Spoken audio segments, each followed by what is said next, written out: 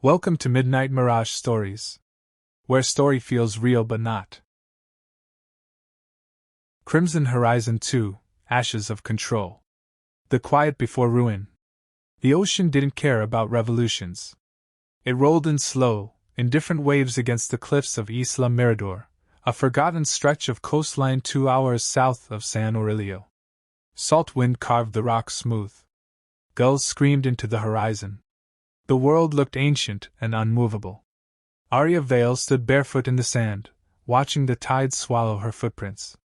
She still woke up at 3:17 a.m. every night. The time the Horizon facility exploded. The time she stopped being a girl.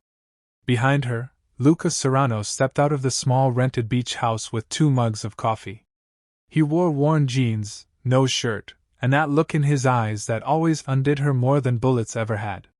"You disappeared," he said softly. "Just needed air." He handed her the mug. Their fingers brushed. Even now, months after Virex collapsed, her pulse jumped at the contact. "You're thinking," he added. "I'm always thinking." "That's what worries me." She turned toward him. The scars along her ribs, faint but real, caught the early light. He'd traced them before. Memorized them. Not like weaknesses. Like history. "Do you ever feel like we just cut off one head?" she asked. Luca didn't pretend not to understand. Virex was dismantled. Damien Cross was awaiting trial. The neural compliance program had been exposed. But power never vanished. It migrated. "Yeah," he said finally. "I do." The silence between them wasn't cold. It was heavy. Then she set the mug down. Walked to him. Gripped his shirt and pulled him into her. The kiss wasn't soft. It was desperate. Months of held tension. Of survival mode. Of pretending they could relax. He backed her against the outer wall of the beach house, hands sliding to her waist, then lower, firm, grounding. "You're not running right now," he murmured against her mouth. "No." "Good." Her hands moved under his jaw, into his hair. His body was warm. Solid. Real. The opposite of the sterile labs and cold steel she grew up in. He broke the kiss just enough to look at her. "Stay," he said quietly. She didn't mean on the beach. She meant in this life. She swallowed. "I'm trying." And for a moment, just a moment, she let herself feel what safety might actually be. Ghost data. It shattered 3 days later. The encrypted message arrived through an old Horizon back channel. One Aria thought she had permanently burned. She knew the signature before the file even finished loading. Ares. No. Mateo. The man who had once been built to kill her. The man she had freed. The message was short. They rebuilt it. Not Virex.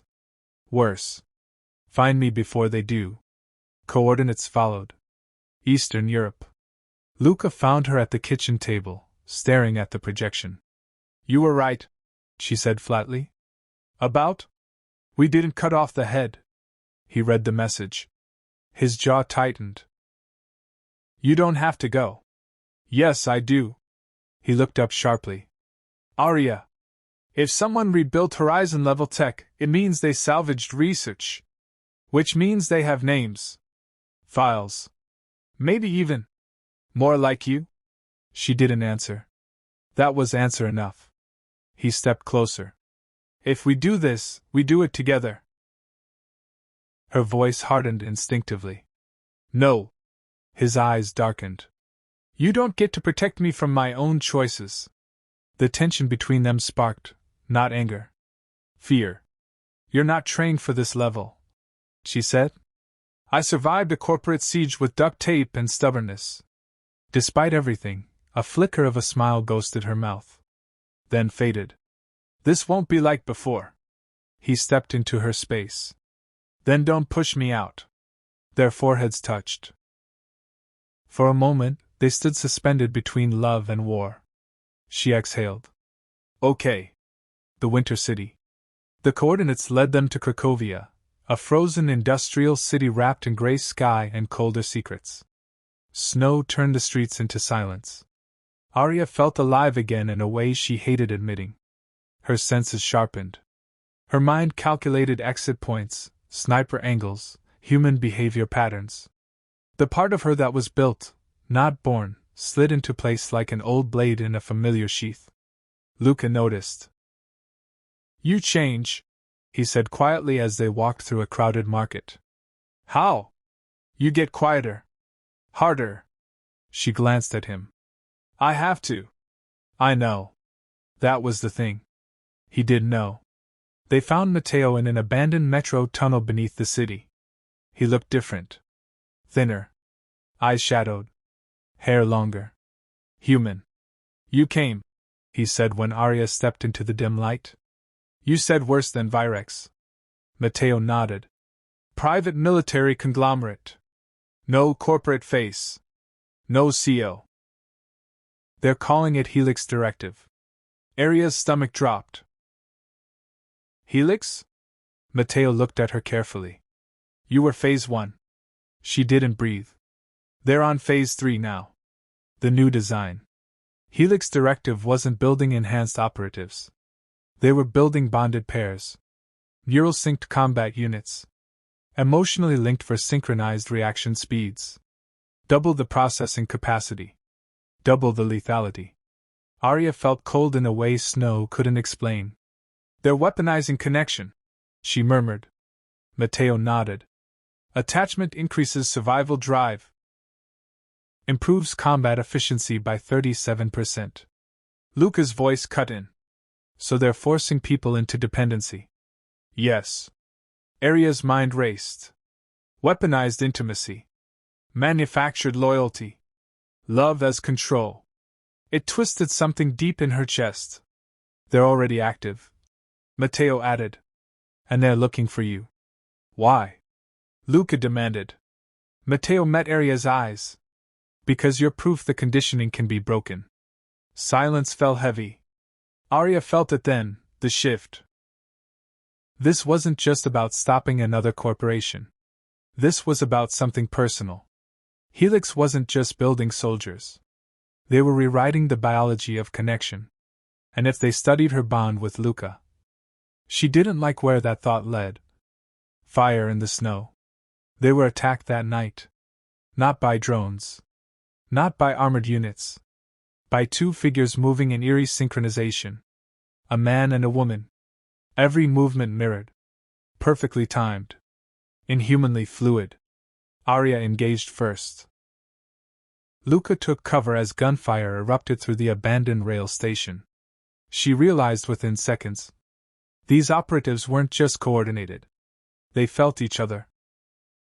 When she fainted left, the woman countered before the man even saw the movement. When Luca shifted positions, the man adjusted to cut him off, anticipating based on her reaction alone. "They're sharing signal data," Aria shouted.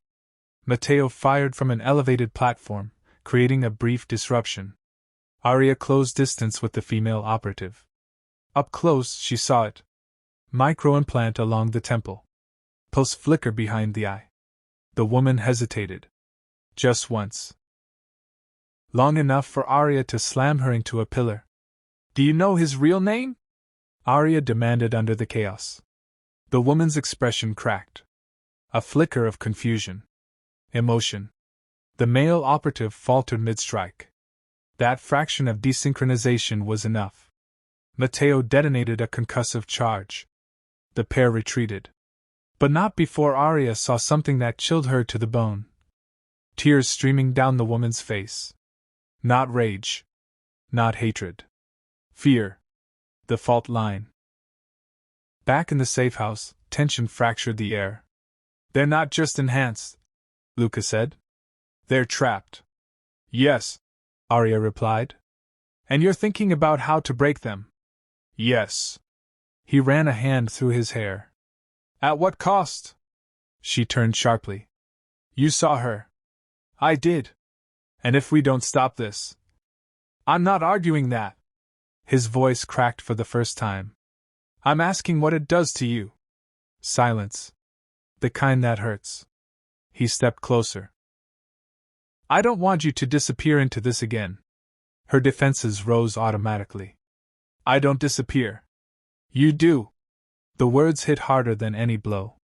He reached for her. She didn't pull away. You feel responsible for every version of you they're trying to recreate. Her jaw tightened. Maybe I am. He cupped her face. You're not their blueprint anymore. She looked at him. At the man who had chosen her without programming. Without implants. Without coercion.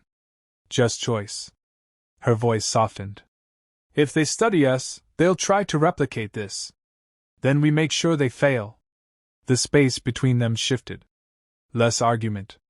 More gravity. He kissed her slowly this time. Not desperate. Not frantic. Intentional. Her hands slid under his coat.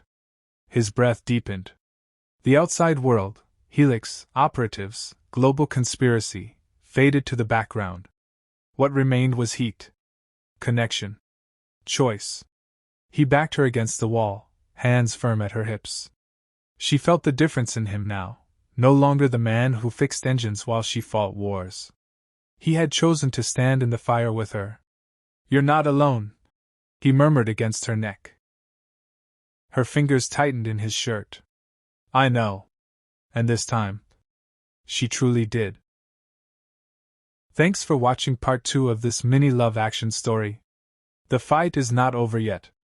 Press that notification bell for section 2 of part 2 coming up next week. Subscribe if you are new. Share with friends and family.